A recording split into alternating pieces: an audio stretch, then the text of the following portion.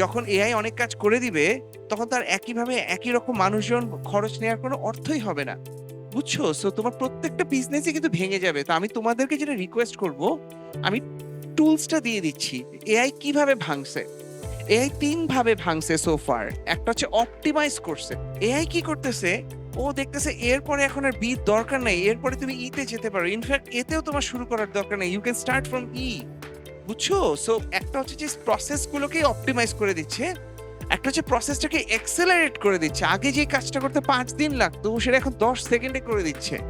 আর last হচ্ছে ও প্রোডাক্টটাকেই ভেঙে সাজাচ্ছে। ইউনিভার্সিটি বলতে আগে কি বুঝতাম সেটাই চেঞ্জ হয়ে যাচ্ছে। আমরা আসলে এখন একটা হিস্ট্রিক্যাল পয়েন্টে আছি। এটা কিন্তু থাকবে না। সি যে 2024 এর এই রিভলিউশনটাতে পার্টিসিপেট করে নাই, সে কিন্তু এখন আর পার্টিসিপেট করতে পারবে না।